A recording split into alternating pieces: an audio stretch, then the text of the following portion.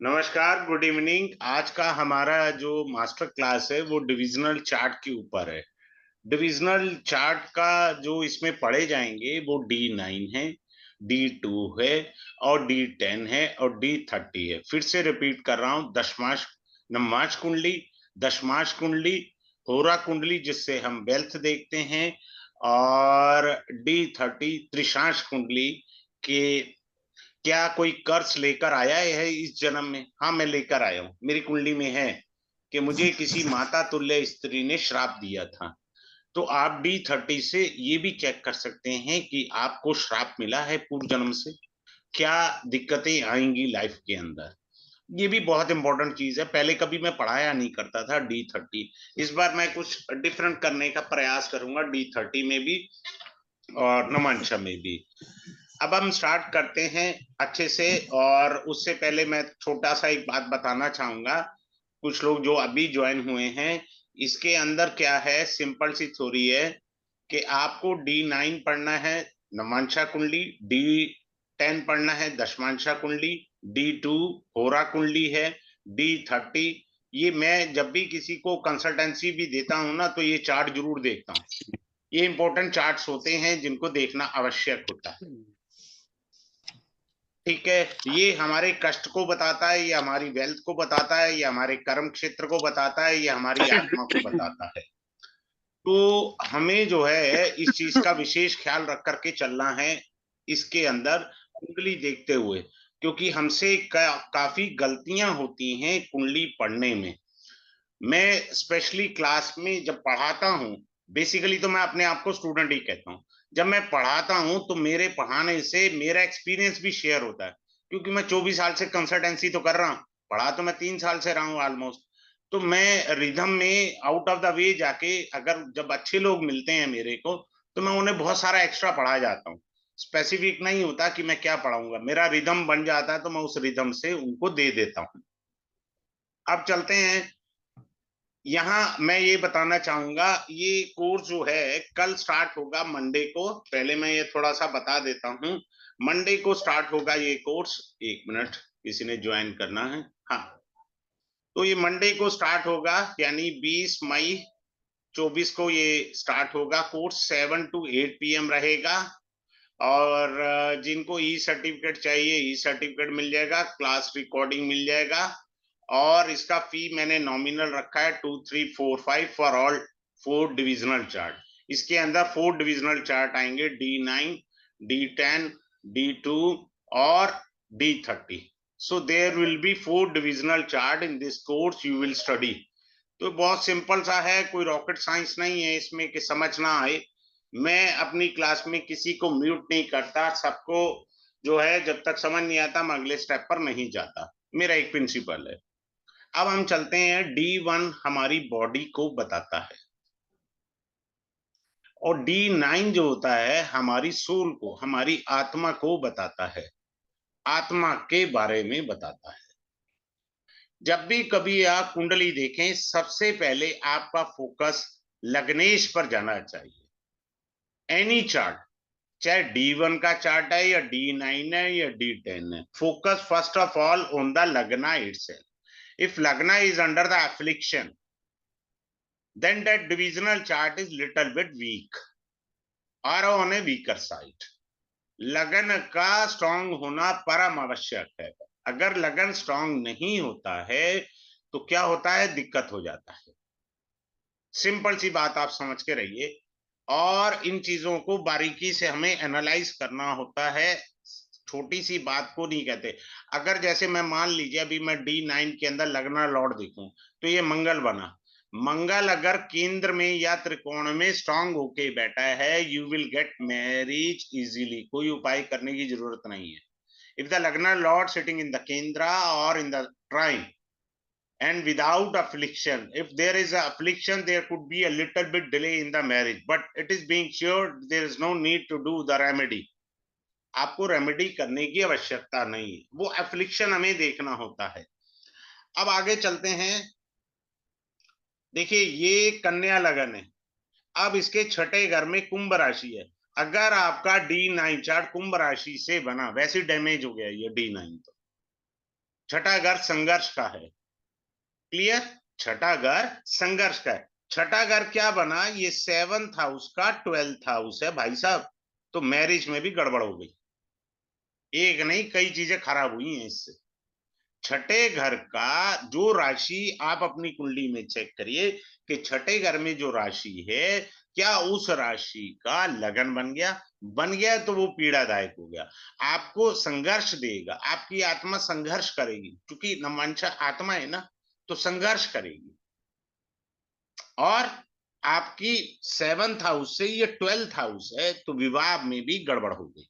हमको हर एक चीज बारीकी से देखनी है और समझनी है। अब अगले पॉइंट पर आते हैं। अगला पॉइंट क्या है? अगला पॉइंट ये है कि जो भी ग्रह नमांशा में शत्रु राशि में बैठे हैं, कहां बैठे हैं? शत्रु राशि में। कोई भी ग्रह नमाश कुंडली के अंदर शत्रु राशि में बैठा है, तो उसकी दशा में पीड़ा निश्चित मान करके चलिए। कम या अधिक वो अलग बात है, पर पीड़ा है ये निश्चित है। तो इस चीज को भी आपने समझना है कि ये जो है हमको लाभ देगा या तंग करेगा, ये हमारे को बता देगा इजीली। आगे चलते हैं और अगले पॉइंट के ऊपर बताते हैं। देखिए, वर्गोत्तम ग्रह, अगर आपका लगन वर्गोत्तम है, बड़े ध्यान से सुनिए, लगन वर्गोत्तम सिखाता हूं। लगन वर्गोत्तम कैसे होता है? 6 नंबर यहां लिखा है, अगर नमाश में भी 6 नंबर आ जाए तो इसे कहते हैं लग्नेश, लगन का वर्गोत्तम हो जाना।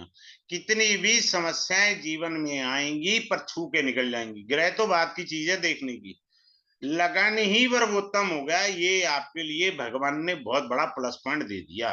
बस मात्र इतने देखने से जीवन में 501 परेशानी आए पर छू कर जाएंगी। बाकी चीजें हम बाद में एनालाइज करेंगे deeply, but with in A second हम क्या ऐसी चीजें देखें जिससे हम किसी निष्कर्ष पर पहुंच सके, तो वो ये निष्कर्ष वाली बात बताएगा। अगले पॉइंट पर चल रहे हैं कि अब आप देखिए, कोई ग्रह वक्री है तो वो नमंशा में भी वक्री ही आएगा, ऐसा नहीं है। अब जैसे यहाँ शनि मार्गी है, अगर ये शनि वक्री होता और यहाँ भी ये वक्री आएगा, तो याद रखिए शनि वक्री नमाज कुंडली में है, तो इसका भाव अर्थ ये होता है कि कष्ट साध्य यश मिलेगा। शनि महाराज आपसे मेहनत कराएंगे लेकिन आपको यश जरूर दिलवाएंगे, ये पक्की बात है, इसमें संशय नहीं है। आगे चलते हैं। अब ये क्लास का विषय मैं यहां बता रहा हूं, क्या मेरी प्रॉपर्टी कोई हड़प लेगा? क्या मेरी प्रॉपर्टी में, जैसे कुछ लोग इंडिया से बाहर चले जाते हैं and they are trying to get settled in over their country and hand over their property to their relatives, वो अपने रिलेटिव को दे जाते हैं, तो उनकी संपत्ति हड़पने का भी योग होता है, चाहे आप जाएं या ना जाएं। कई बार भाई बहन में दे दिया जाता है या रिलेटिव्स में भी, ताऊ चाचा, तो वो हड़पने का योग भी आपको इजीली समझाया जाएगा। अगले पॉइंट पर चलते हैं कि क्या मुझे इस जन्म में सफलता प्रसिद्धि मिलेगी? हाँ, मिलेगी या नहीं मिलेगी, this is also a class point. अगले पॉइंट पर आते हैं। अब आपको एक अच्छा पॉइंट समझाते हैं, बड़ा अच्छा पॉइंट मैं यहाँ सिंपल सा लेकर के समझा रहा हूँ दूसरे चार्ट के ऊपर। यहाँ ब्लैंक चार्ट के ऊपर, वहां आप कंफ्यूज हो जाएंगे। सपोज किसी का मेष लगन है, suppose someone is born in Aries ascendant in the D1 chart, किसी का मेष लगन है, क्लियर? मान लीजिए मंगल बैठ गया तृतीय भाव में, तृतीय भाव में मंगल बैठ गया, पराक्रम भाव में बैठ गया, और वैसे भी तृतीय भाव का कारक भी मंगल है, अच्छी स्थिति में बैठ गया जी। अब मान लीजिए D9 में वो मंगल उच्च का हो गया। अब आप कहेंगे जी आपका तो लग्नेश उच्च का हुआ पड़ा है। भाई साहब इसकी दशा में बैंड बजेगा, उच्च का तो खैर क्या हुआ है, बैंड बजाने के लिए आया। कारण ये 1 2 3 4 5 6 7 और 8 अपने से अष्टम में बैठा है ये, यहां पर इतनी उठापटक दे देगा। अष्टम का मतलब होता है कि अप एंड डाउन, पहला पॉइंट। दूसरा, अष्टम का मतलब होता है कि लाइफ को ही ट्रांसफॉर्म कर देगा, पलट देगा लाइफ को। अब वो किस प्रकार का ट्रांसफॉर्मेशन होगा, that depend upon the chart. ठीक है, अगले पॉइंट पर आते हैं। किसी का भी नमाज कुंडली में लगन में शनि भगवान बैठे हैं, तो मैं बड़ा प्यार से डायलॉग मारता हूं कि ससुराल में घी की सब्जी मिलेगी, शाही पनीर नहीं मिलेगा। You will never get a respect from the in loss if you have a Saturn in the लग्न ऑफ द D9 नमंशा कुंडली में। ये आपने छोटा सा एक पॉइंट है पर बड़ा स्ट्रांग पॉइंट है। अब जैसे एक और अच्छी बात बताते हैं। Suppose someone is having Libra ascendant in the नमंशा, लिब्रा तुला लगन आ गया, तो मेरे पास कभी कोई कंसल्टेंसी के लिए आ जाता ना जी मेरा कैरियर नहीं बनता, मैंने भाड़ में गया कैरियर, शादी कर ले कैरियर बन जाएगा। क्योंकि मैरिज का साइन से लगन बना है तेरा नमंशा। जिस दिन तेरी मैरिज हो जाएगी कैरियर अपलिफ्ट कर जाएगा, सिंपल सी बात है। इसमें कोई रॉकेट साइंस थोड़ी हमें पढ़नी है, बहुत सिंपल है। Because he is having Libra ascendant ना इन द नमंशा chart, so first he should go for marriage, the career will easily uplift। किसी को कोई डाउट हो तो कैमरा ऑन करके मेरे से लास्ट में पूछ सकते हैं, मैं उनको आराम से डिटेल में बताने का प्रयास करूंगा। But it is an humble request, no personal kundli chart discussion. जो पढ़ा रहा हूं उससे रिलेटेड आप क्वेरी पूछिएगा, पर्सनल नहीं पूछिएगा, क्योंकि 90% पर्सनल पूछने के चक्कर में रहते हैं। भाई आप किसी अच्छे एस्ट्रोलॉजर को दिखाइए, वो अच्छी बात है। अब इसके अंदर क्या होता है, D9 में हमारा 64 नमांशा होता है, नमांश होता है, जिसको खर ग्रह बोलते हैं। दूसरा इसका नाम शॉर्टकट में बोलते हैं खरेश। अगर खरेश और बाधक पति की युति है, कुंडली के अंदर खरेश और बाधक पति की युति है, डैमेज हो गया बहुत कुछ, बहुत कुछ डैमेज हो गया।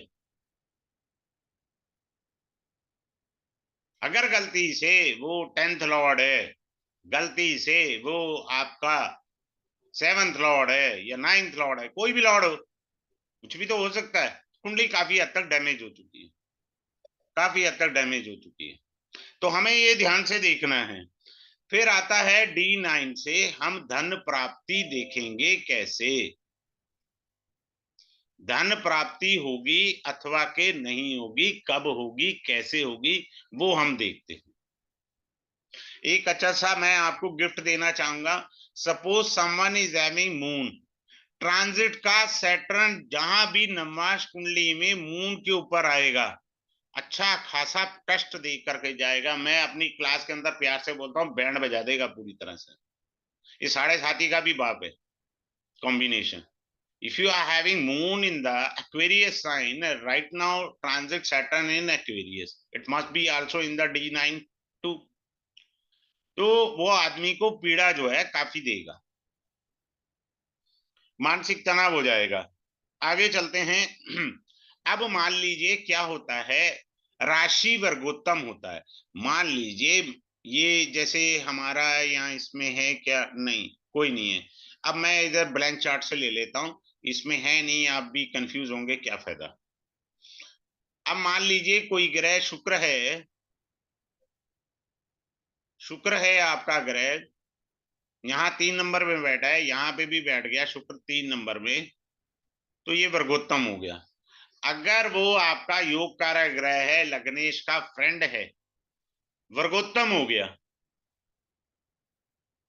तो भाई साहब बहुत बढ़िया फल देगा, वो आपको अपलिफ्ट करेगा अपनी दशा में। भाव और ग्रह दोनों के कारक तत्वों में श्री वृद्धि कर देगा, ये समझ लीजिए। अगर आपका लग्नेश का शत्रु, जैसे मिथुन लगन है तो इसका शत्रु बना मंगल, मंगल अगर वर्गोत्तम हो गया, चूंकि वो छठे भाव का स्वामी है, तो उसने पीड़ा और संघर्ष बढ़ा देना है, पहले बता रहा हूं। चूंकि वो वर्गोत्तम हो गया, वर्गोत्तम से ग्रह में बल बहुत अधिक आ जाता है, जिसके कारण जातक को, नेटिव को पीड़ा होती है। तो हम इस तरीके से देखेंगे। most of the people they are saying Mars and Venus combination gives an a love affair like that, isn't it? So I'll teach you in the D9, Jupiter gives you two types of love affair. One combination gives a 3 love affair. Second combination gives you love affair infinite. Count ही नहीं हो सकते कितने हैं. Uncountable love affair दे देगा Jupiter. आप Jupiter को ये समझ रहे हैं कि बहुत अच्छा है, बहुत बढ़िया है, ऐसे नहीं समझना है आपने. अब आगे चलते हैं.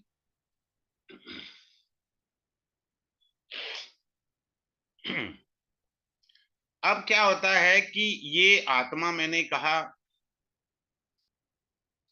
अब ये मैंने कहा लगन है D1 D9 में यहां लिख देता हूं, ये लगन है आपका. ठीक है. अब क्या है कि मान लीजिए किसी का भी कोई लग्नेश होगा. क्लियर है. कोई भी लग्नेश हो, एनीवन. एग्जाम्पल से हमने कहा कि टॉरस लगन है तो इसका स्वामी बना शुक्र. अब ये शुक्र नवमाश कुंडली में चंद्रमा की राशि में शुक्र बैठ गया. चंद्रमा चंचलता का कारक है. आप चेक करिए अपनी कुंडली में, क्या आपका लग्ने चंद्रमा की राशि में बैठा है तो जातक में चंचलता आएगी आएगी.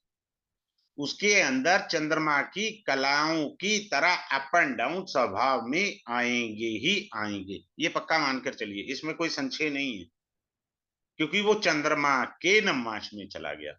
दूसरा पॉइंट, इस शुक्र को ऊर्जा एनर्जी कहां से मिल रही है? वो मून से मिल रही है. भाई मैंने कहा ना कि उसके अंदर चंचलता आ गई, उसके स्वभाव में अप एंड डाउन आए. तो कैसे आए? वो इसलिए आए क्योंकि ऊर्जा शुक्र को चंद्रमा से प्राप्त हो रही है. हमारा शरीर वर्क कैसे कर रहा है? आत्मा की शक्ति से कर रहा है ना. तो शुक्र की जो आत्मा की शक्ति है वो चंद्रमा है, जिसके कारण जातक में चंचलता आए. ऐसे पढ़ते हैं ग्रह को आराम से. हमें बस ये पता कि ग्रह बैठा है, पर उसको पढ़ना कैसे है वो नहीं पता, वहीं हम मार खा जाते हैं. अब एक और बात चलते हैं और समझने का प्रयास करते हैं. कोई भी ग्रह D9 में राहु केतु के एक्सेस में आ जाए, वो काफी वीक हो जाता है. D1 में तो वीक होते ही है, सबको पता है, पर वो आत्मा के अंदर भी अगर राहु केतु एक्सेस में आ गया तो दिक्कत दे देगा. ये बात पक्की मान करके चलिए. आगे चलते हैं और इनको समझने का प्रयास करते हैं. अब हम शादी देखते हैं. मैंने शादी का बताया था. अब मान के चलिए जैसे D1 है, ये D9 है. अब कौन सा लगन ले ले? चलो टॉरस लगन ले लेते हैं. आपने क्या फर्क पड़ता है? अब सपोज ये इसका स्वामी D1 में 7th हाउस का स्वामी बना मंगल. क्लियर है. अब ये मंगल मिथुन राशि में बैठ गया. एनीवेयर मैं यहां लिख रहा हूं, इसका मतलब ये नहीं है इस भाव में बैठा है. कहीं मर्जी बैठा हो महाराज, कहीं मर्जी बैठा हो. मान लीजिए मंगल यहां बैठ गया, 3 नंबर में मंगल बैठ गया, शादी डैमेज होगी, इवन री मैरिज का योग भी करा देगा ये. कारण ये अपने से अष्टम राशि में बैठा है.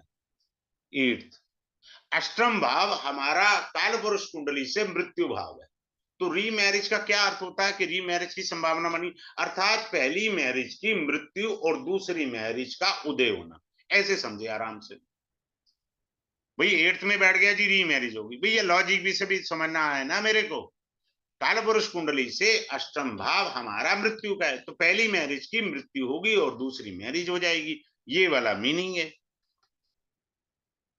क्लियर है. दूसरा क्या है कि हमारा जो है पॉइंट समझने का कैसे है कैसे नहीं है.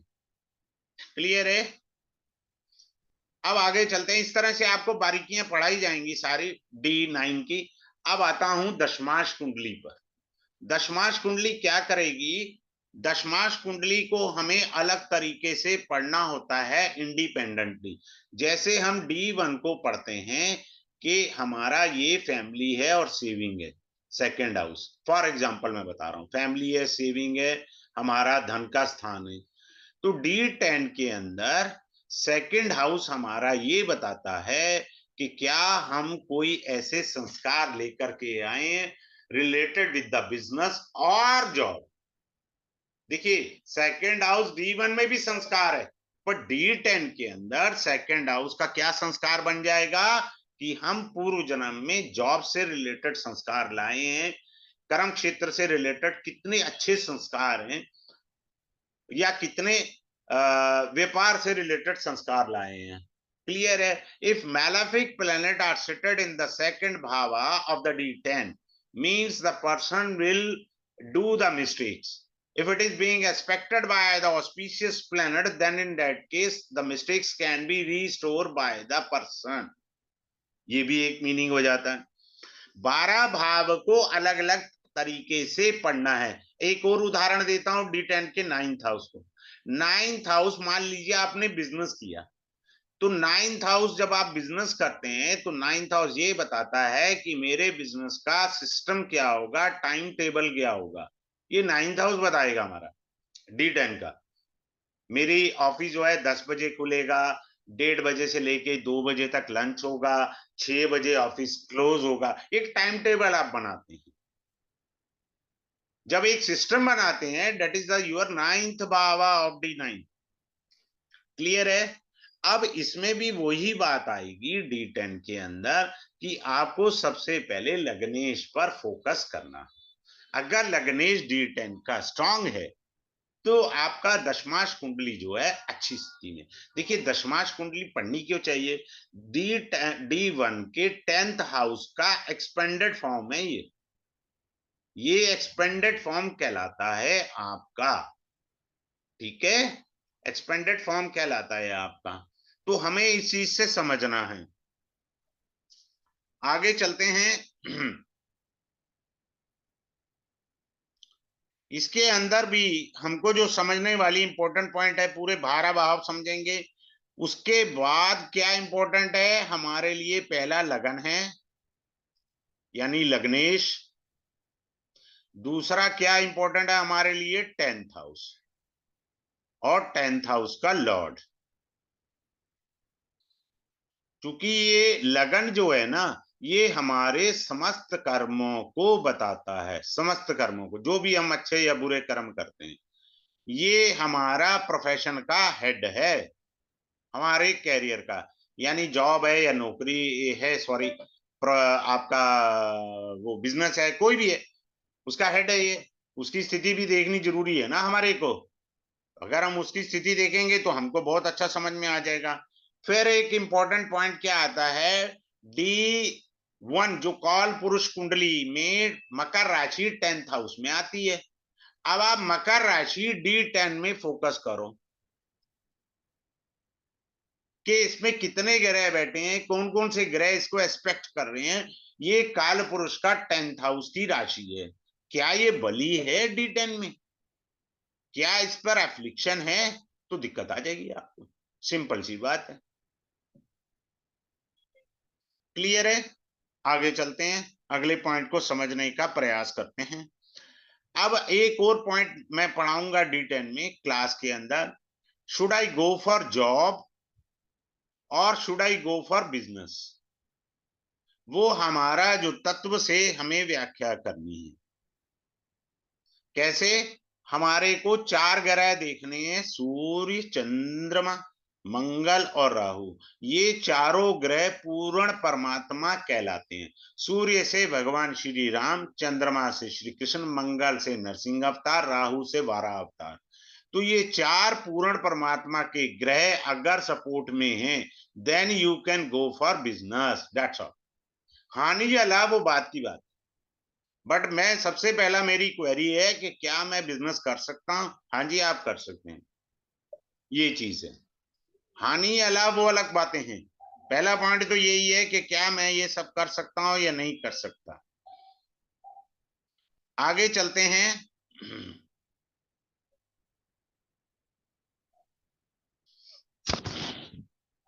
अब आपको इसमें D1 और D10, अब जो D10 है इसका हमने लगना देखना है, इसका 10th लॉर्ड देखना है, प्लस ये D1 का 10th लॉर्ड भी देखना है। D1 का भी 10th लॉर्ड देखना है हमें, उसकी स्थिति D10 में अच्छी है कि खराब है। अगर इसकी भी स्थिति अच्छी है यानी ओके है, इसकी भी स्थिति ओके है, ये भी ओके है, तो कैरियर बढ़िया है। क्या दिक्कत है आपकी? कोई दिक्कत नहीं है आपको। क्लियर है? सिंपल सी चीजें हैं, इनको आराम से आप समझिए। बात ये है, देखिए डेमो क्लास का मतलब ये होता है कि जो मैं पढ़ा रहा हूं आपको समझ में आ रहा है, द वे ऑफ टीचिंग है, और तो कुछ है नहीं। ये तो आप लोगों को थैंक्स कहना चाहिए कोरोना के बारे में, कि कोरोना ने आपको ये फैसिलिटी दे दी, वरना तो ऑफलाइन क्लासेस होती थी, ना उसकी रिकॉर्डिंग मिलनी ना कुछ मिलना, आपको वहां ब्लैक बोर्ड पर ही नोट्स बनाने थे। कम से कम इसका फायदा तो मिला आपको। आगे चलते हैं। D10 के अंदर एक और इंपॉर्टेंट पॉइंट है, वो तत्व। वेद एक ही वर्ड पर टिके हैं, वो वर्ड है तत्वमसि। इसमें भी तत्व देखा जाएगा, जल तत्व है, अग्नि तत्व से, वायु तत्व से, आकाश तत्व से इसको एनालाइज किया जाएगा। क्या क्यों करना है कि हमारा प्रोफेशन में हम किस तत्व से प्रभावित हैं, प्रोफेशन में चाहे वो बिजनेस है चाहे वो नौकरी है, हम किस तत्व से प्रभावित हैं अपने प्रोफेशन में। सिंपल सी बात है, इस तरीके से हमें इसको पढ़ना है। अब एक और अच्छी बात बताता हूं। अभी मैंने 2 मिनट पहले आपसे कहा कि हमको 12 भाव पढ़ने हैं, दो का मैंने एग्जांपल दिया अभी, फर्स्ट एंड नाइन्थ का। फिर हमें 10th हाउस के लॉर्ड को भी पढ़ना है। कहाँ पढ़ना है? पूरे 12 घरों में। एक घर का मैं बताता हूं। सपोज आपका 10th Lord sitting in the लग्ना। इसका क्या मीनिंग है? इसका ये मीनिंग है, the person is self made. लग्ना means I me myself. तो आदमी का 10th हाउस का जो लॉर्ड है वो आपकी कर्म गति को बता रहा है। क्लियर है? तो आपकी कर्म गति लगन में ही बैठ गई, तो आप सेल्फ मेड हैं। आपका कोई गॉडफादर नहीं है ना। फिल्म इंडस्ट्री में हम कहते हैं ना, आपका गॉडफादर कोई है क्या? बहुत सारे लोगों के गॉडफादर होते हैं और वो उनकी मदद करते हैं, जिससे वो अपने कैरियर में आगे बढ़ जाते हैं। कुछ लोग अपने बलबूते पर आगे बढ़ते हैं। तो इस तरीके से हम देखते हैं। अब आगे चलते हैं, होरा चार्ट को समझने का प्रयास करते हैं। होरा चार्ट हमारा कैसे करता है? होरा चार्ट के लिए एक सेकंड रुकिए, मैं चार्ट खोलता हूं। एक सेकंड, एक सेकंड।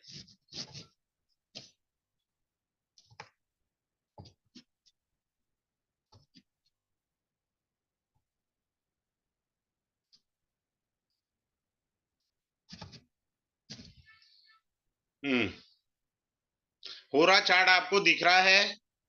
इस होरा चार्ट के अंदर चंद्रमा की होरा होती है और सूर्य की होरा होती है। दो ही भाव में 9 ग्रह बटे होते हैं, 9 के 9 ग्रह बटे होते हैं। सिंपल सी बात याद रखिए। दो सूत्र आपको बता देते हैं। जो भी ग्रह चंद्रमा की होरा में बैठा है उसकी दशा में विशेष कष्ट नहीं आता। कष्ट तो ग्रह अपनी स्थिति अनुसार देते हैं, पर उतना नहीं, क्योंकि चंद्रमा एक सौम्य ग्रह है। रात्रि दिन में कितनी भी तपिश हो, रात में चंद्रमा एक ठंडक सी प्रदान करता है। सूर्य की होरा में बैठे ग्रह, जैसे मेरे शनि महाराज बैठे हैं सूर्य की होरा में, भाई साहब चपले तोड़वा देते हैं। सीधी सी बात है। एक्सट्रीमली हार्ड वर्क करना पड़ेगा। अगर कोई भी ग्रह सूर्य की होरा में बैठा है तो वो आपसे हार्ड वर्क मांगेगा। बिना हार्ड वर्क के आपको कुछ भी प्राप्त नहीं होगा। ये बात सिंपल सी समझ लीजिए। फिर अगले पॉइंट पर आते हैं कि क्या भगवान ने मेरे भाग्य में उच्च कोटि की अच्छी धन संपत्ति रखी है या वैराग्य भी रखा है? जबकि होरा चार्ट वेल्थ के लिए देखा जाता है। ठीक है, वो तो मैंने पढ़ाना ही है। फिर भी एक अच्छी चीज जो है वो मैं पढ़ा सकता हूं। कोई कहे नहीं जी मुझे तो भगवान को भी पाना है, तो देखिए सिंपल सा है। चंद्रमा या सूर्य की होरा होगी, सूर्य की होरा में चंद्रमा बैठ जाए या चंद्रमा की होरा में सूर्य बैठ जाए, यानी दोनों परिवर्तन योग में आ जाए। सूर्य की होरा में चंद्रमा बैठ जाए और चंद्रमा की होरा में सूर्य बैठ जाए, आप चाहें तो परमात्मा को इस जन्म में पा सकते हैं। ये वरदान लेके पैदा हुए हैं। ये भी एक मीनिंग, उसमें कहीं कोई दिक्कत नहीं है। बाकी मैंने ये सिंपल सा बताया है आपको। क्या पॉइंट बताया है? कि अगर चंद्रमा की होरा में ग्रह बैठे हैं, उनकी पीड़ा थोड़ी हल्की होती है। सूर्य की होरा में बैठे ग्रह आपको कष्ट साध्य के बाद फल देते हैं, कष्ट के बाद फल देते हैं, तत्काल फल नहीं देंगे। आप काफी मेहनत करनी पड़ेगी। मेरा है ना, मैं खुद कह रहा हूं, मैं एक्सेप्ट कर रहा हूं, मेरी सूर्य की होरा में शनि भगवान बैठे हैं, तो काफी मेहनत करनी पड़ती है, ऐसा नहीं है। आगे चलें, अध्यात्म के बारे में भी मैंने बताया आपको। अगले पॉइंट पर आते हैं। अगले पॉइंट के ऊपर आ रहे हैं। हमारा अगला पॉइंट है D30 चार्ट। मैं एक मिनट निकाल करके दिखाता हूं D30 चार्ट आपको, ताकि आप समझ सकें। D30 चार्ट, ये रहा D30। अब आप देखिए D30 चार्ट को, ये मिस फॉर्च्यून बताता है हमारा। D30 चार्ट हमारे मिस फॉर्च्यून के बारे में बताता है, हमारे कष्ट के बारे में बताता है। सिंपल सी बात है। अब इसके ऊपर क्या होता है, बड़े ध्यान से समझिए। कोई भी पापी ग्रह जो लगन को देख रहा हो या लगन से किसी भी प्रकार का संबंध बना रहा हो, लगन से, आई एम टॉकिंग अबाउट लगन, नॉट लग्नेश, या तो उसमें बैठा हो या एक्सपेक्ट कर रहा हो, दो ही होंगे। ठीक उसी प्रकार वही ग्रह D30 के अंदर लगन में बैठा हो या लगन को देख रहा हो, तो भाई साहब ये जान लीजिए, जब भी उस ग्रह की दशा आएगी, आपको अरिष्ट, आपको पीड़ा देगी ही देगी। सिंपल सी बात है। D30 के अंदर जो लगन होता है, वो हमारी खुद की अच्छाइयों और बुराइयों को भी बताता है। फिर D30 के अंदर हमें राहु केतु से ये पता लगता है कि हमारे कष्ट ज्यादा हैं या कम हैं, या हमारे को किन भावों का वह फल प्राप्त ही नहीं होने देंगे इस जन्म में। तो मेरे पास जब कंसल्टेंसी के लिए कुंडली आती है, तो मैं कह देता हूँ भैया इस भाव का फल ही नहीं है इस जन्म में, काहे को मगजमारी कर रहे हो। फिर इसके अंदर हम अपने कर्ज को भी देख सकते हैं। क्या हम पूर्व जन्म का कोई कर्ज लाए हैं? मैं लाया हूं ना, अपनी कुंडली में मैं है। I'll show you my chart. I am carrying the curse from the previous birth. इस चीज को समझना है। फिर इसके अंदर जन्मजात दोष भी देखे जा सकते हैं। जन्म जन्मांतरों से हम क्या दोष लेकर के आए हैं, वो भी बताता है D30। क्लियर है? फिर क्या होता है कि D30 हमारे को ये भी बताता है, जिसे मैं बड़े प्यार से सिखाऊंगा और सबसे पूछूंगा क्लास में भी, कि आप इस प्रकार के अगर कर्म कर रहे हैं, तो अब आपके ये जो कर्म है इस जन्म में एक्यूमुलेट होकर के अगले जन्म में आपका बैंड बजाएंगे। Don't do such mistakes. कुछ मिस्टेक जाने अनजाने में होती हैं, कुछ हम जानबूझकर मिस्टेक करते हैं। वो D30 बता देता है आप क्यों कर रहे हैं जानबूझ के। आपको पता लग गया, छोड़ दीजिए उस हिस्से को। मैं कभी अपने क्लाइंट को ही नहीं बोलता भाई साहब आपकी ये गलती है, मैं उसे कहता हूँ भाई साहब थोड़ा सा ना इस हिस्से पर फोकस करें, यहाँ मुझे कुछ ना गड़बड़ दिख रही है। तो क्लास में बता देता हूँ भाई साहब आप ये गड़बड़ कर रहे हैं।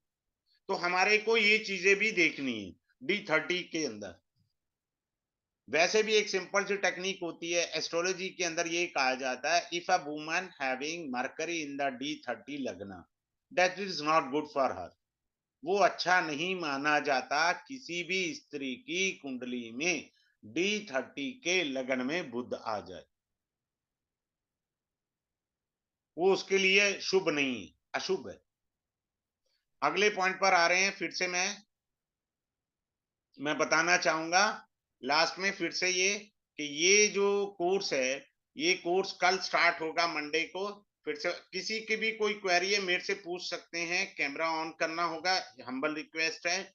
मंडे को 20 मई 24 को, और ये टाइम रहेगा 7 to 8 PM का रहेगा। 5 क्लासेस का ये कोर्स है, 5 क्लासेस का है। ई सर्टिफिकेट जिनको चाहिए, वैसे ज्ञान पूजनीय होता है, सर्टिफिकेट पूजनीय नहीं है, बट जिनको चाहिए वो ले सकते हैं। रिकॉर्डिंग आपको मिल जाएगा।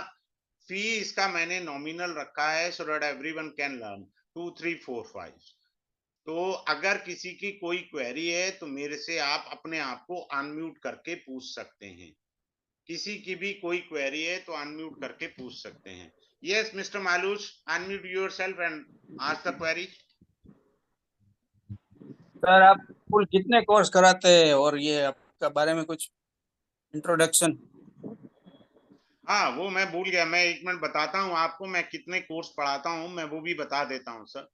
हाँ, मेरे से थोड़ा सा ये गड़बड़ रहा है। मैं अपने कोर्सेज भी बता देता हूँ कि मेरे कितने कोर्सेज वगैरह आते हैं जिनको मैं पढ़ाता हूँ। अभी मैंने एक और कोर्स इंट्रोड्यूस किया है जो नेक्स्ट मंडे से आएगा और उसको पढ़ाया जाएगा। और क्या है क्या नहीं है, मैं 1 मिनट में पीडीएफ खोल रहा हूँ, वो बताना भूल गया, डेट्स माइन मिस्टेक। ये रहा, फाइल खुल गई है, मैं आपको दिखा देता हूँ, शेयर कर देता हूँ। अब आप देखिए ध्यान से कि ये मैं कोर्सेज पढ़ाता हूँ। ये देखिए सब लोग,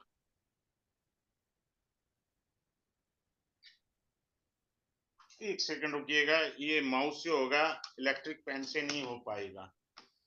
ये देखिएगा मैं इतने सारे कोर्स पढ़ाता हूँ। ये देखिए वैदिक लेवल 1, ये अभी 2 आया, सीक्वेंस में चलेंगे सारे लेवल। आप देखिए अभी लेवल 2 है, फिर लेवल 3 आएगा, फिर लेवल 4 आएगा, फिर एडवांस लेवल का एक पार्ट 1 आएगा, पार्ट 2, पार्ट 3 आएगा, फिर ये अष्टक वर्ग है, इसके बाद इसकी क्लास है, उसके बाद अंशात्मक स्थिति, हाईएस्ट एंड लोएस्ट डिग्री जिंदगी का बैंड बजाते हैं। भुक्ति और गोचर क्या होता है, दशा भुक्ति क्या और गोचर का को रिलेशन क्या है, चाइल्ड बर्थ में क्या है, और इसके बाद वैदिक जॉब और बिजनेस है, काल सर्प दोषा है, मैरिज एस्ट्रोलॉजी है, मांदी। मांदी बहुत सारे इंडिया में पता नहीं है, ये बेसिकली केरल की एस्ट्रोलॉजी है। मांदी भूत प्रेत जादू टोना ऊपरी आवाज सब समझा देती है, आदमी का प्रश्न कुंडली में बड़ी मदद करती है, अकाल मृत्यु भी कुछ हद तक हिंट देती है। ये मेडिकल एस्ट्रोलॉजी नक्षत्रा की है, प्रश्न कुंडली है, प्रोफेशनल है, रेट्रोग्रेड प्लैनेट्स है, राहु केतु पार्ट 1 है, राहु केतु पार्ट 2 है। राहु केतु के ऊपर 25 क्लास हैं, मैंने इतना मेहनत करके इसकी ड्राफ्टिंग करी है। फिर वर्षफल है, फिर आपका पुनर्फू, ये भी केरल की एस्ट्रोलॉजी है, जिसे आप पढ़ते हो ना चंद्रमा और शनि विष योग, बेसिकली वो पुनर्फू योग भी होता है, ये वर्ल्ड फेमस योग भी होता है। हम लोग पढ़ते ही यहीं पर है, दिमाग हमारा जाता ही यही है, चंद्रमा शनि बीच योग है भैया, वर्ल्ड फेमस योग भी होता है ये।